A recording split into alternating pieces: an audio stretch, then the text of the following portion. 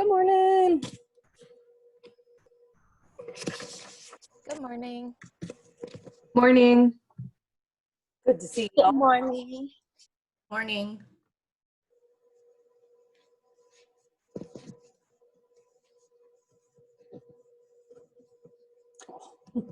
Debbie, I always love seeing your cat. He's a total ham. I think he knows when like the camera's on and he's like, oh, it's my turn. My cat does the same. Like anytime I'm on a Zoom call, he has to come and like crawl up on me. This he's gotten more used to, so he just sort of like lays by my feet usually. But yeah, he's often inserting himself.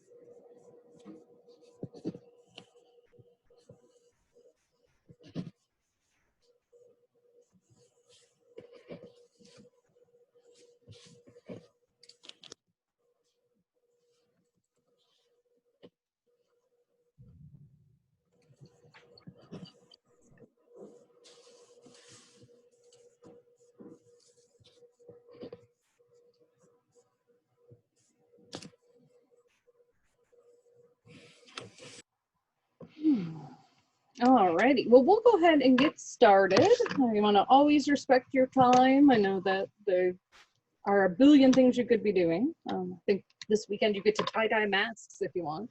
I saw it. But I wanted to take a brief second and just look at the syllabus together so we know what's coming up. I know a couple of you are still waiting for your books. And so, you know, whenever they get there, they get there.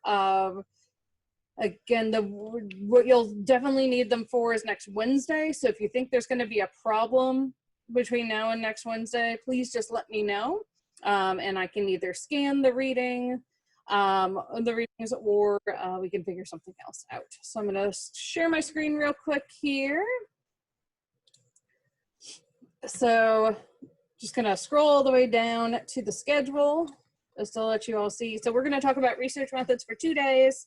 And then we'll have our discussion day on Wednesday, and you all will do your first group assignment in class. We'll use the breakout rooms for that to discuss research. And then after that, we'll start talking about assessment, and our discussion day for that, y'all actually get to like try different assignments and whatnot, or different assessments. So that's usually pretty fun. And then we'll talk about multiculturalism. And the crazy thing, because we started so early, is that your first exam will be the 16th of September. It's usually about a week later. So time is just going to keep passing us by. So that is what you have coming up. So the big thing is to make sure you're keeping up with the readings. And then as our exam approaches, again, it's several weeks off still, but I will help you figure out ways to study for that. Does anybody have any questions about anything coming up?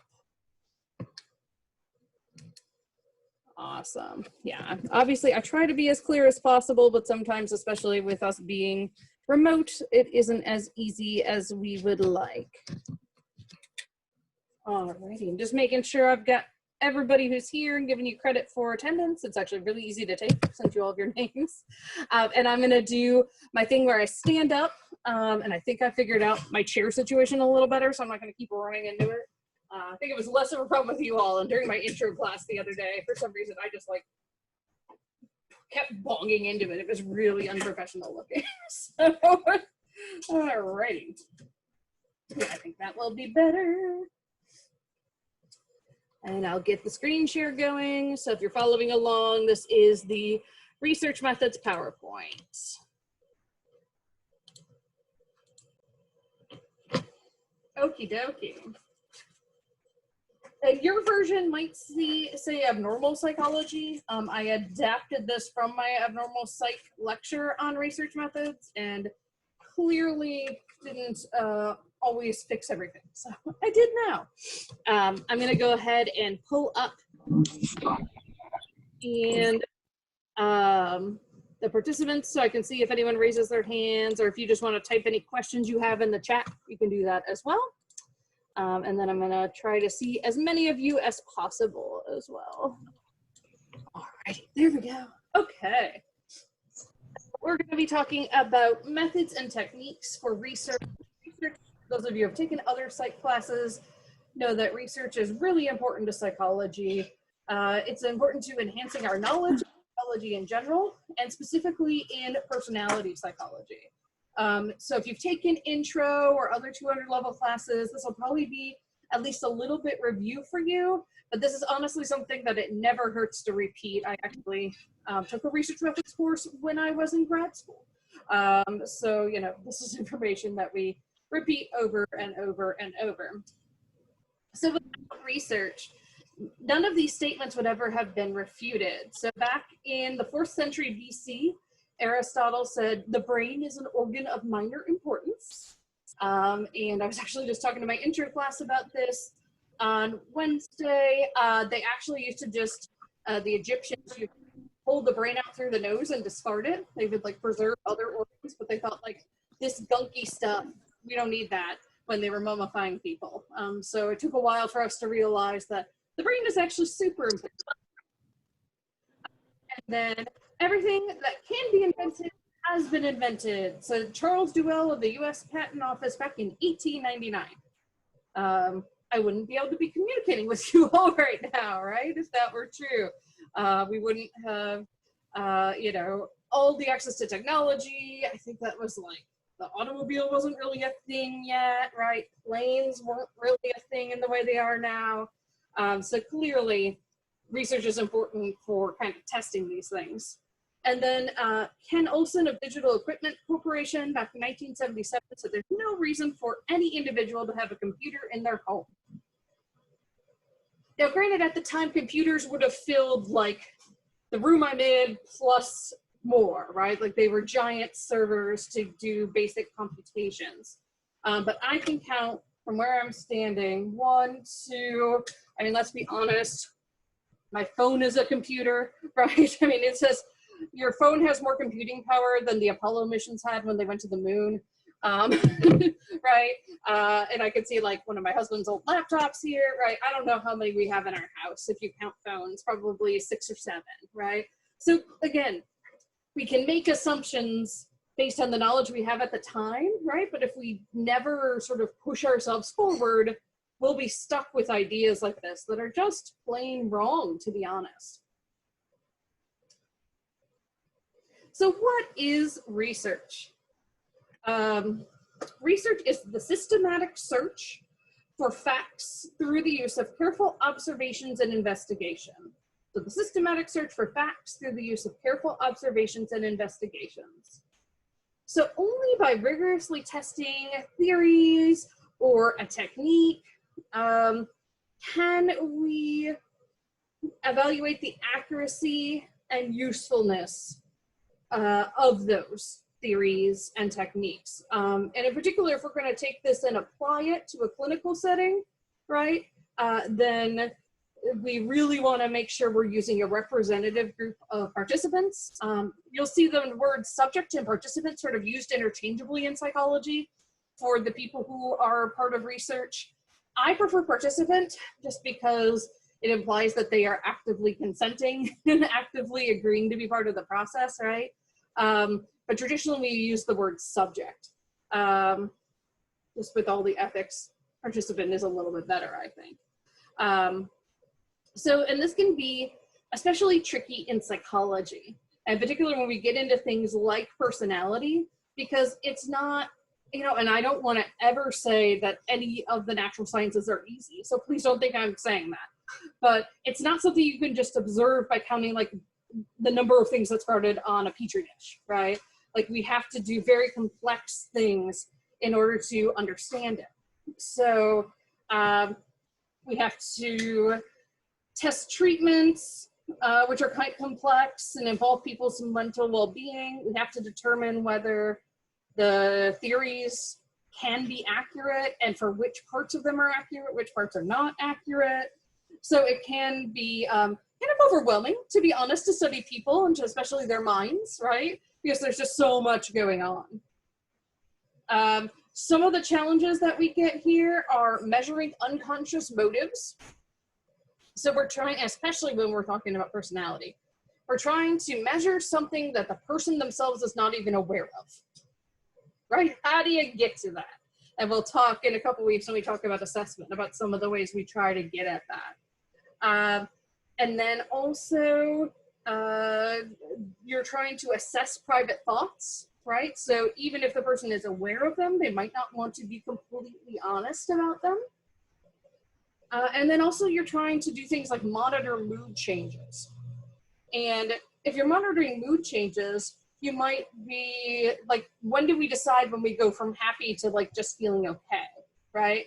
Or when like just our general anxiety about COVID kind of spills over to actually an anxiety disorder, right?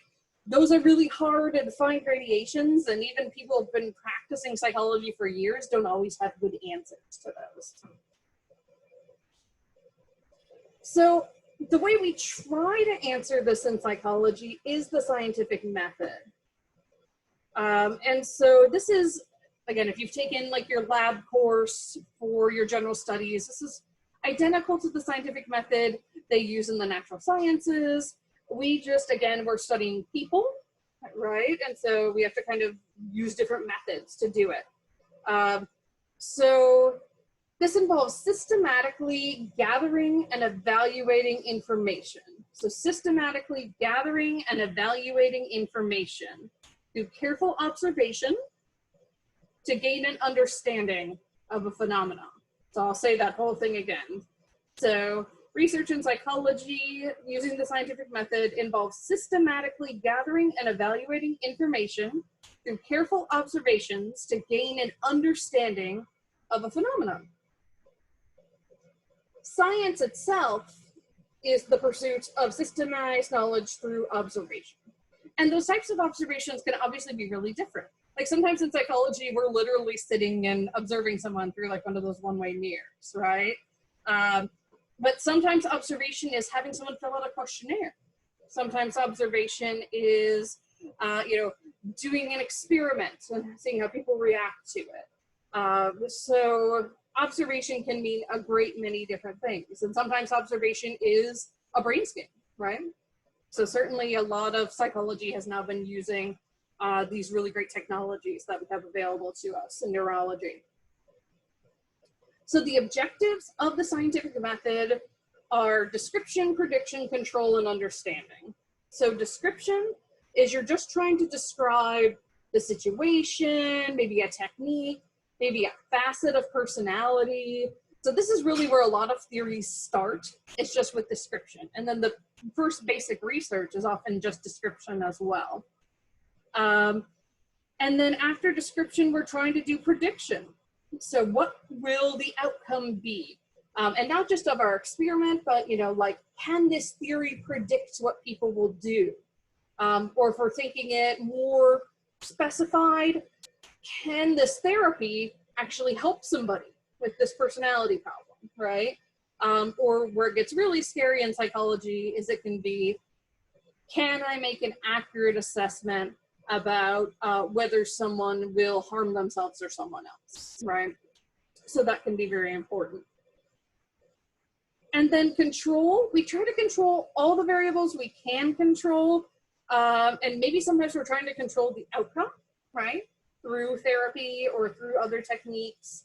And so when we talk about experiments, we'll talk a lot more about how we try to control the environment as much as possible so we actually know what's happening. And then understanding, try to understand, personality in and of itself, how people work, how people tick, right? Why people do the things they do. And personality psychology in particular really tries to get at a lot of those sort of big answers. And so a lot of the scientific method gets at what's called nomothetic understanding. And that is essentially like a definitional understanding that sort of overarching applies to everyone. So nomo, the way I remember this is think of like name, and then you have like the definition of a name. There's also another type, and I'm going to type it in the chat since I don't have a board to write it on. And you can have also what's called idiographic understanding. And that's when you're just trying to understand one person, what's going on with the person who's in front of you. And psychology is actually making some really interesting gains in this area right now. So one of my conference colleagues, Sherry Levinson out of the University of Louisville, she is doing really interesting research right now where she has people like collect data on themselves for a week, and based on that data, she designs an individualized treatment program for them. And she's finding that's working just as well or better than doing like the standard, here's what you do for this disorder type of treatment. So really cool stuff going on with that in psych right now. But typically when we're talking personality theories, we're talking nomothetic. We're talking sort of this overarching definitional level that would apply to anybody. Oops. Got to re-click on the PowerPoint so it knows what I'm doing. There we go. All right, so there are lots of different ways we can do research in psychology. And so there are different ideas different people have about what the best way to do any of them is. I would say most people have agreed that pretty much everything is on par except a case study. But case studies still have their place. So that's why I start with them, because honestly, this is where a lot of psychological research started. And this is where you have to start sometimes, or where you have to do your research. So a case study provides a detailed interpretive description of a person's life and psychological problems. So a detailed interpretive description of a person's life and psychological problems. So you have one person and you're describing what's going on with them in great detail. And this can serve as a really great source of new ideas about behavior. So for example, Freud's theories are based almost entirely on case studies. And it's a good inspiration for research because it may offer tentative support for a theory. So you found support for a theory for one person, right? But you haven't necessarily shown that it'll work for everybody. It can also be an inspiration for research because it can challenge an existing theory's assumptions. So maybe you have a person that you're like, the existing theories just don't explain what's going on with them, right? So that could be really helpful. It can inspire new therapeutic techniques. So for example, I have a friend from grad school who, I don't know if she ever wrote this up or not, but she was thinking of writing up a case study because she had a client that she was doing like the traditional empirically supported therapy for, and it just was something was missing. So she added a type of intervention technique from Gestalt therapy, which is called the empty chair technique. So, hey, I have an empty chair right here. It's where you sit across from an empty chair and you make that as if someone is sitting there. And for her client, she made it that her client was talking to her eating disorder. And she said the client ended up like screaming at her disorder, like, you've ruined my life, you make things so hard. And it was very cathartic and helped that client like move on in the traditional therapy and start like snapping into place. So trying those new techniques is a really great place to do that. It can also offer opportunity to study unusual problems. So for example, one of the disorders Hollywood in particular is most fascinated with is what used to be called multiple personality disorder, what we now call dissociative identity disorder.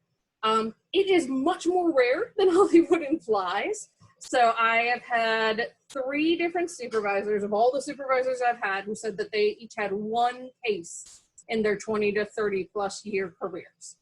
Okay, so sort of it does exist, but it's really rare to see it.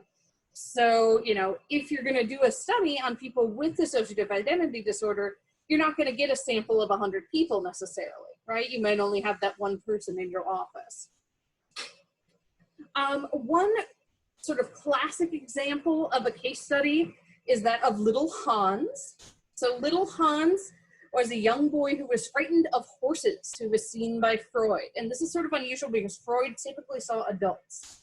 But Freud's, or the client's father, little Hans's father, was a big admirer of Freud. And so they kind of like buttered him up to see little Hans. And Freud decided that little Hans's fear of horses was linked to his Oedipal complex, which we'll talk about in a lot more detail later in the semester. But suffice it to say, it's essentially based on the play Oedipus. The idea is that all little boys are attracted to their moms and they see their dads as competition. So like she was just trying to get rid of dad. And dad somehow represented the horse. And that's why he was terrified of horses. Freud saw the fact that little Hans had once seen a horse fall in the street right next to him and was terrified by the experience as insignificant. Okay, so here you're starting to see maybe some of the problems with case studies. Yeah, you got one person in front of you and one person interpreting it, right? But one of the more prominent people who studied individual cases is Dr. Alois Alzheimer. And near the early 1900s, he described a patient exhibiting symptoms of forgetfulness, disorientation, and a general decline in level of functioning. The patient he described was later referred to as having Alzheimer's disease after Alois, and it is the Alzheimer's we think of today. And so Alois Alzheimer was the first to give a detailed description of the disease. And had he not done so, you know, we would probably not be where we are today in terms of figuring out ways to delay its onset or treat people with it. So case studies can be very, very helpful. And so that's actually what we'll talk about next, is some of the advantages and limitations. So a big advantage is that it does justice to the subject. Or the participant. It really looks at the entire phenomenon. And actually that's something that's a sidebar. We'll talk more about research ethics on Monday, but like you can't just publish a case study without the client's approval, right? You've got to get permission. They have to know that you're doing it. Otherwise it's obviously very unethical, even if you're changing identifying information. But it does justice to the person because you're looking at the whole person, right? You're not just looking at one particular part or how they filled out questionnaires on one day. And it generates ideas for future research of other types, as we talked about already. And again, sometimes it's necessary. Sometimes there's no other way to study what's going on. Could be something that happens rarely, or a behavior you see infrequently, for example. But there are some noted limitations for the case study technique, and that includes that it's not controlled. There are lots of different variables and facts that may influence what's going on. And it can be impossible to determine which of those are relevant versus not. Again, based on one person, one therapist, right? There can be bias on the part of the observer or even the person reporting to the observer. So for example, as I mentioned already, little Hans's father was a great fan of Freud's work. So he tended to report information that supported Freud's theories and sort of ignore or de-emphasize the information that did not. So it wasn't only Freud's fault, it was the information he was getting, right? Case studies also rely on subjective evidence. So we are asking the client to tell us what happened to them. If anyone's taken cognitive psych with Dr. Ariel, you know that like human memory is just not that great all the time, right? Like it can be quite fallible. And so we're asking them to report on something they might not remember. And the way I always do this, right, is to think about last Friday and what did you have for lunch, right?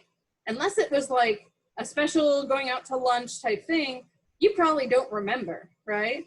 But then we're asking people to report on things that happened in their childhood. So clearly, right, they might not be the most accurate for it. So ideally we would directly observe behaviors, and you can do some of that with a case study based on how they act in therapy, but that's only one environment, right? You don't necessarily know how they're acting when they're outside of the environment. And then case studies also provide little basis for generalization. It's really hard to generalize to everybody from one person, right? So although they describe a specific individual in great detail, the information is often relevant only to the person being described, and it doesn't generalize to all people experiencing the same situation or disorder or what have you. So again, advantages, disadvantages, and we're going to see that with every type of study we talk about. And I think it's really important, again, to think critically about any type of research method that we use. What are the strengths? What are the weaknesses? Where does it leave holes that we need to fill in with other studies?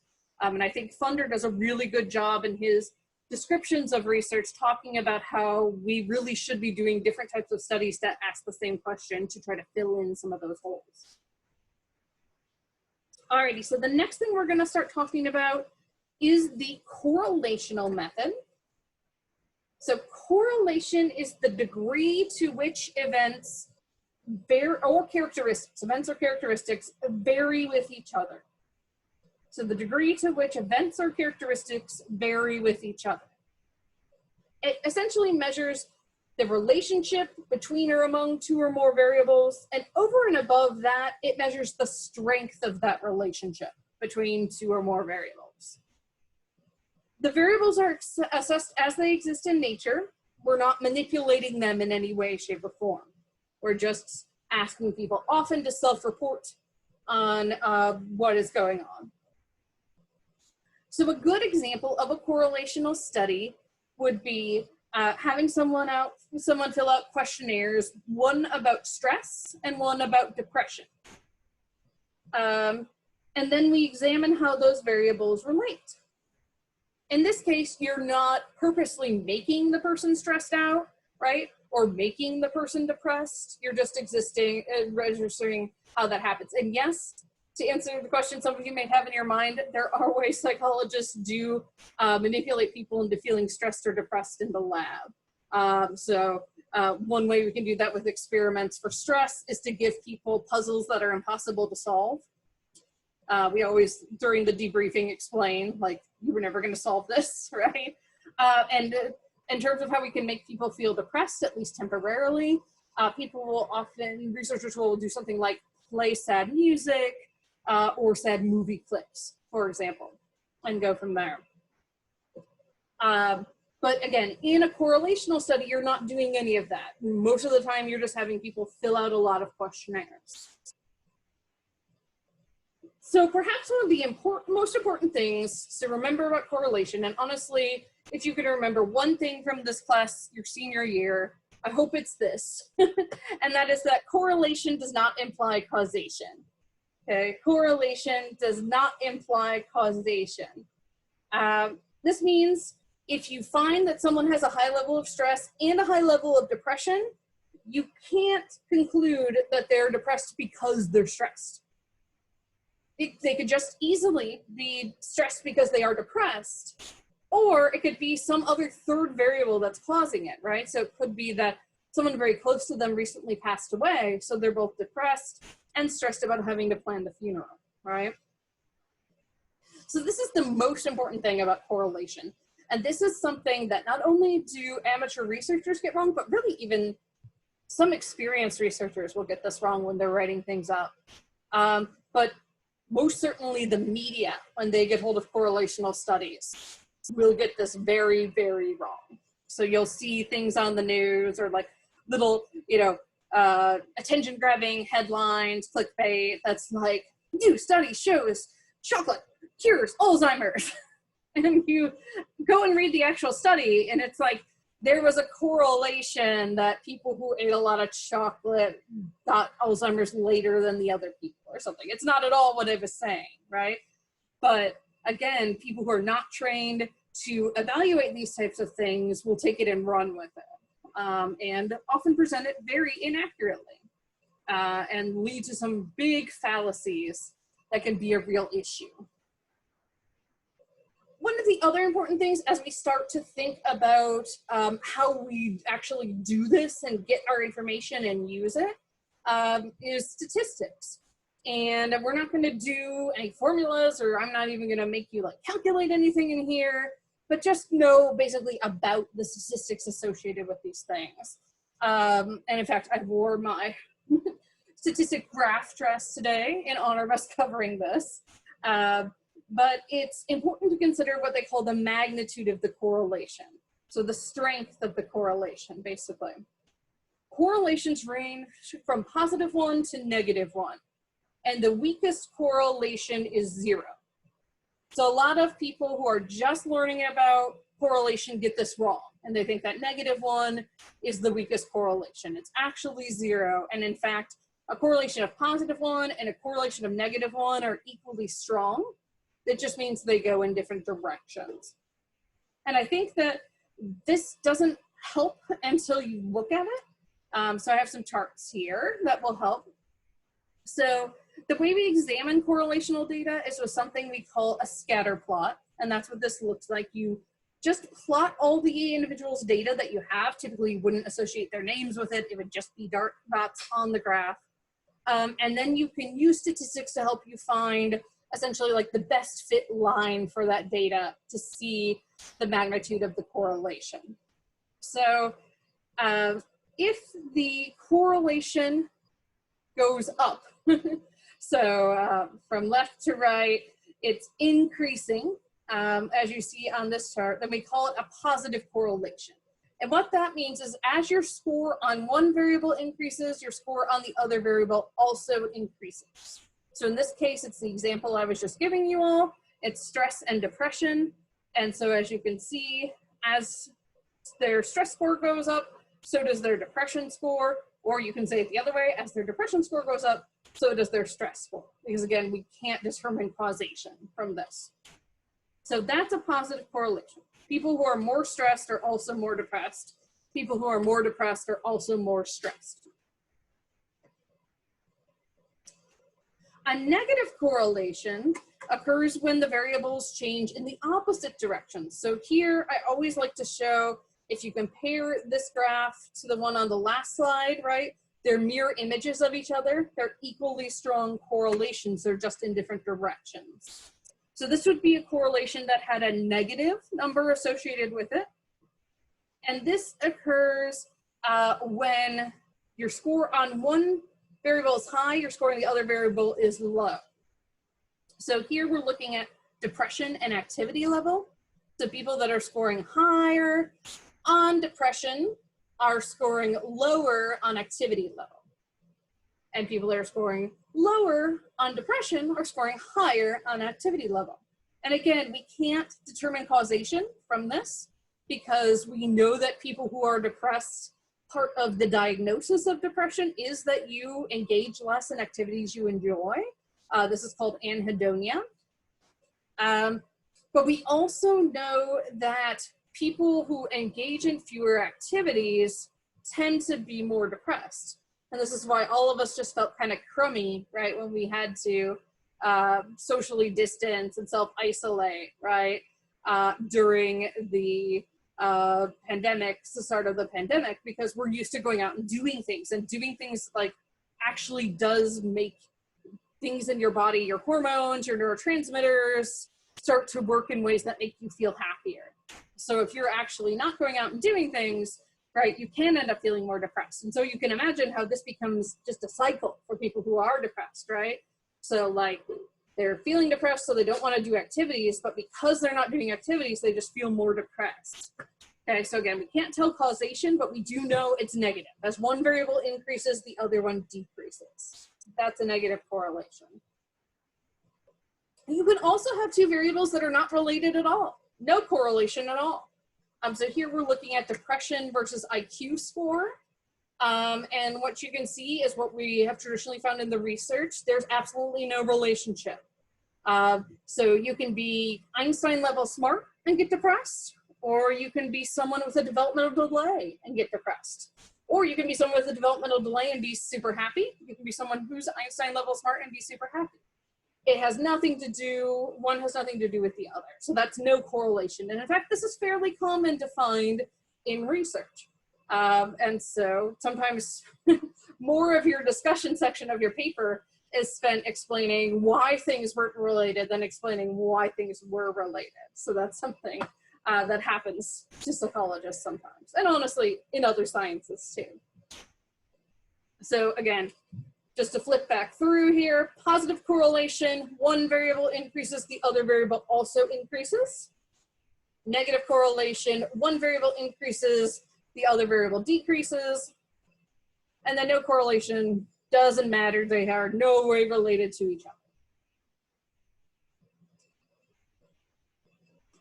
There are several extensions of the correlational method. So one is epidemiological studies. So we do these not only in psychology, but in medicine in general, or in public health in general. So epidemiologists and people who do these types of studies look at the incidence and prevalence of, disorders, diseases, personality traits in entire populations.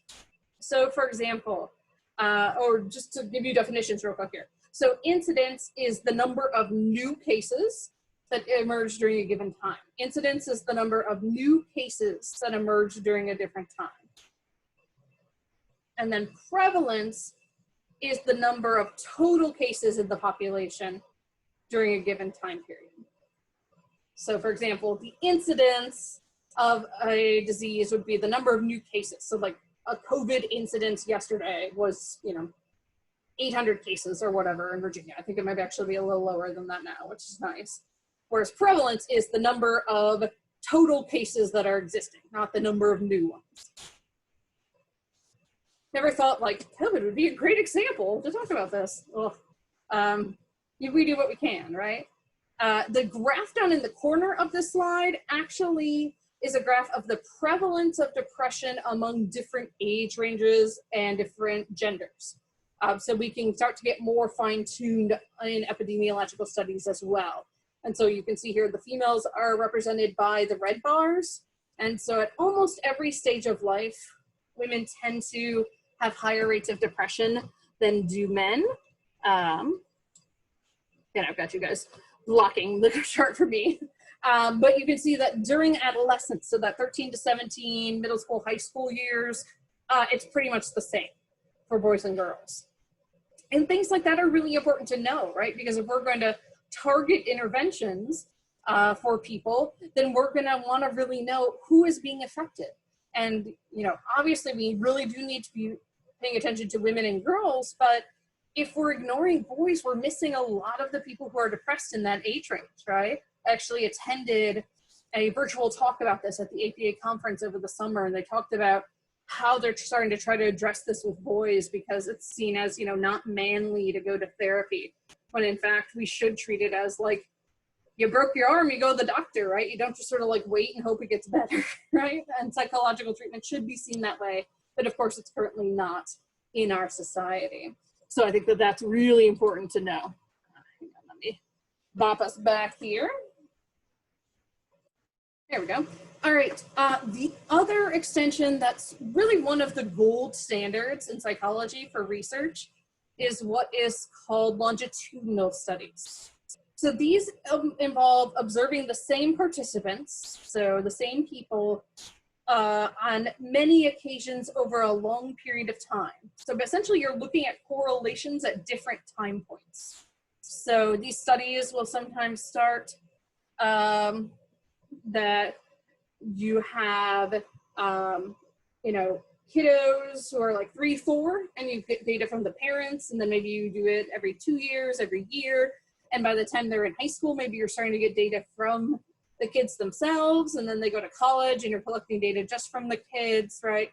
And then what you can do is sort of look at, so like if they had X, when they were 8 years old, does that predict how their personality will be? Does that predict if they'll get a disorder, when they're in their teens? So if we were to look at, say, this chart, if they have, if they're bullied when they're 8, does that predict that they're going to be depressed when we look at them again when they're 12? Things along those lines can be really helpful. So this, you can't actually do causation based on this, but what you can do is start to get more at causation, or sort of things predicting in the future and looking at that timeline. So again, longitudinal studies are often considered the gold standard. However, we don't do them a ton. Why would you all guess that would be? And you can either unmute yourself or throw something in the chat. Miranda, I love your violent media creates violent children example. Yeah, you see that a lot, right? Or the Columbine shooters listened to Marilyn Manson, so obviously that caused them to do what they did. But yeah, why would you think we don't do longitudinal studies that often? Is it because people don't like stay with it for a long time? Like they drop out, they leave?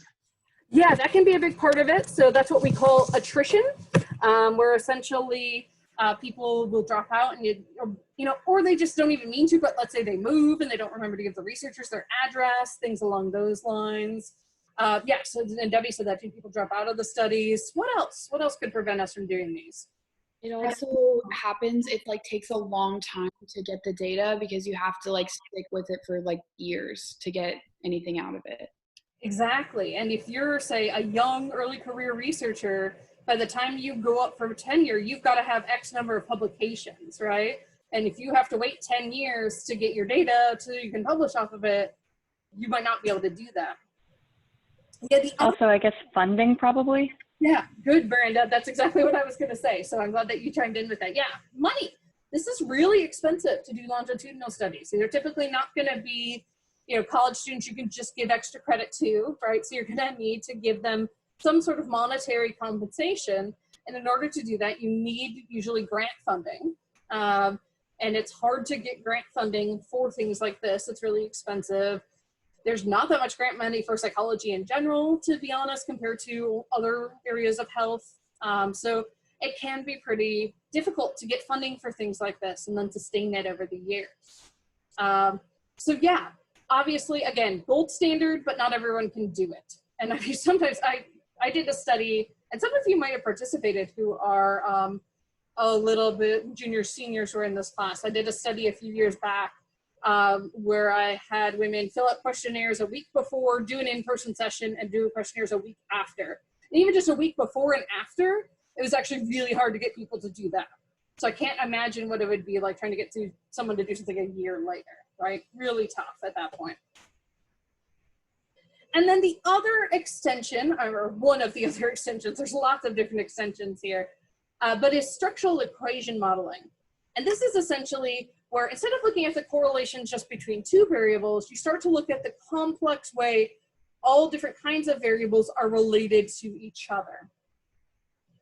So you're examining variables within a correlational framework, but potentially taking prediction or causality into account. And again, it's more than just two variables. And traditionally, again, you've had people fill out questionnaires, but now it's obviously more than two questionnaires. So I have an example of this. This is actually my main diagram from my master's thesis research. And so here you can see I had them fill out 1, 2, 3, 4, 5 different questionnaires for this, just this part of the study. There were other things I looked at as well. Okay, so I'm looking at social pressure from people you know. I'm looking at media pressure. I'm looking at thin ideal internalization. So taking the ideal that's out there on Instagram and in ads that you have to be really skinny to be attractive and internalizing it.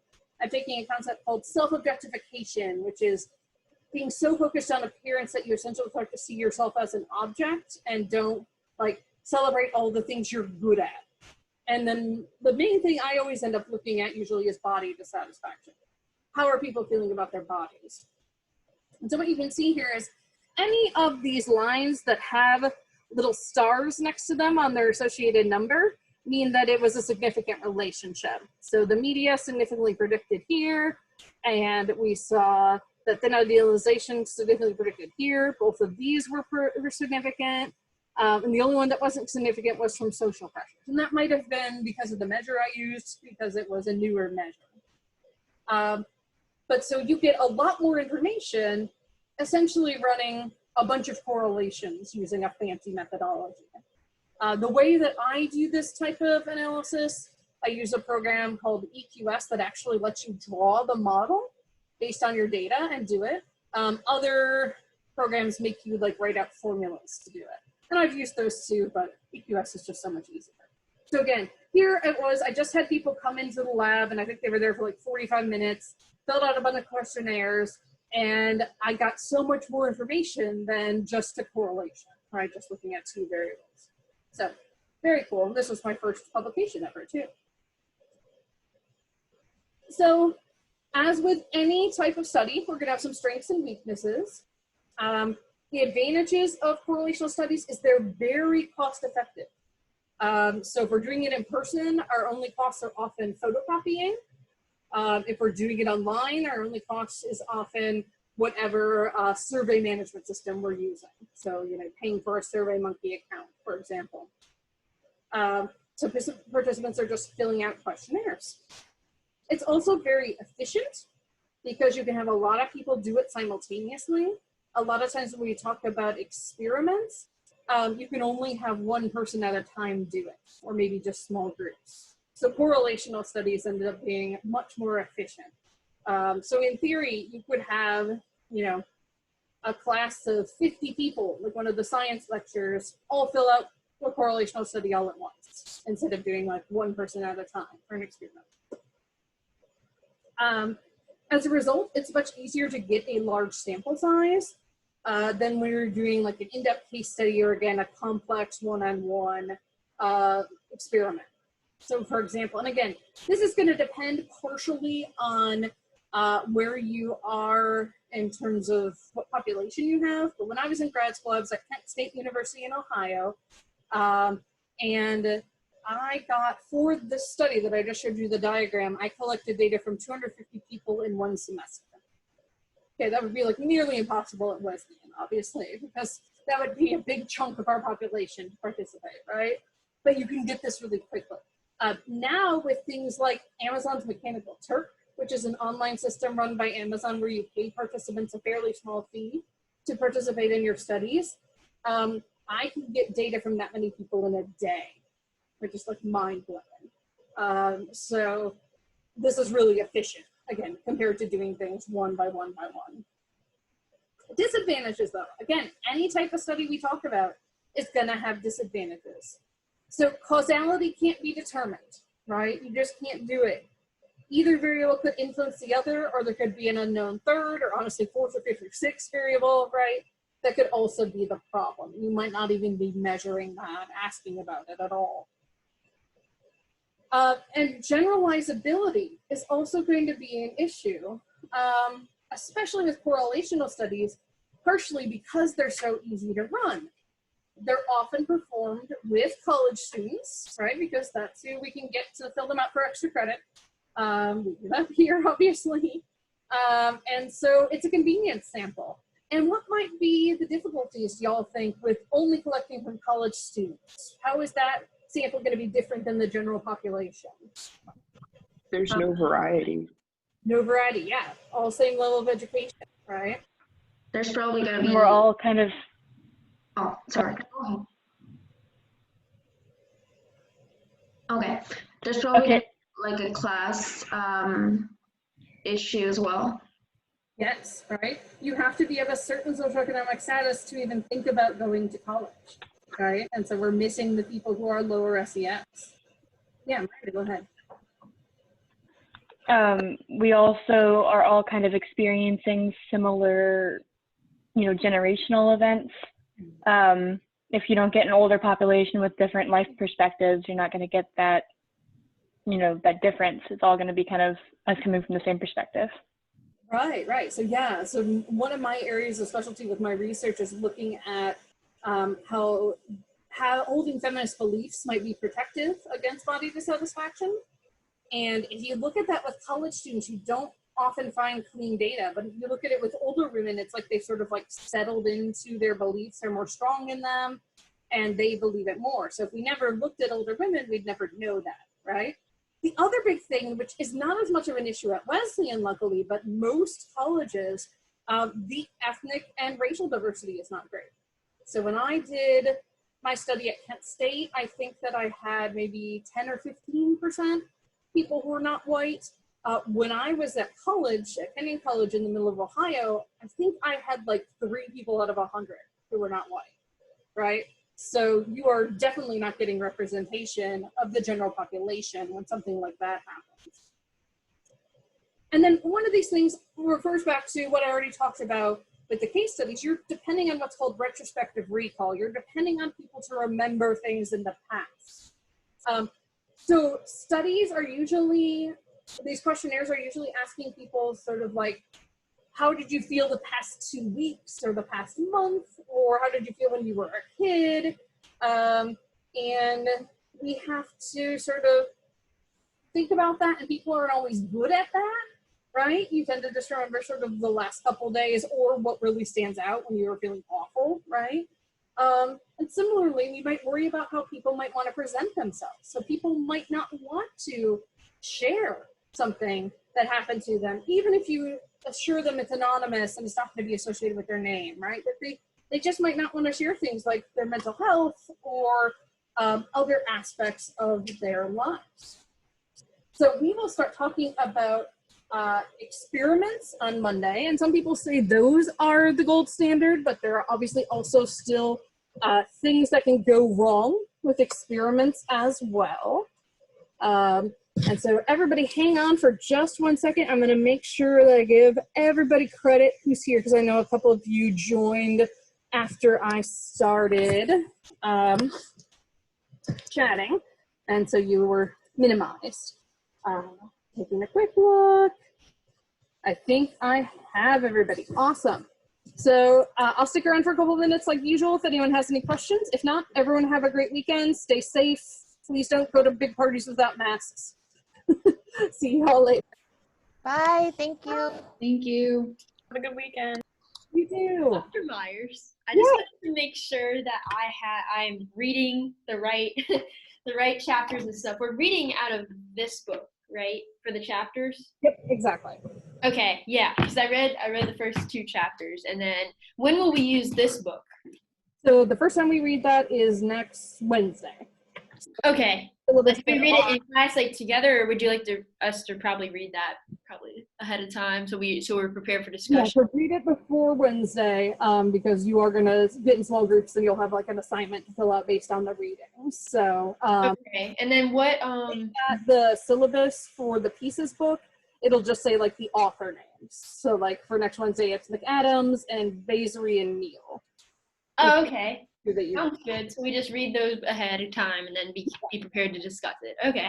Exactly. And I think for next week, there's also a reading on Blackboard too, but the syllabus will also say that. All right. Well, thank you. Have a good weekend.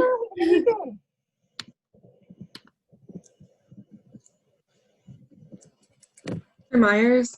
Yeah.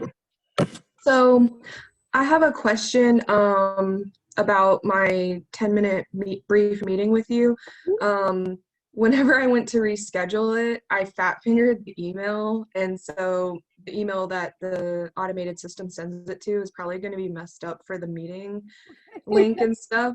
So I was wondering if we could just meet in this Zoom classroom on that day. It's for Monday at 3:40. Monday at 3:40. Yep, that should be fine. Yep. Okay. Do you want me to send you an email reminder? Yeah, that'd be great to remind me, just so I Okay. on that on Monday. Because what I'll do is I actually put it on my calendar with the Zoom link, and I'll just pop in there. So. Okay. Thank you. You're welcome. Have a good day.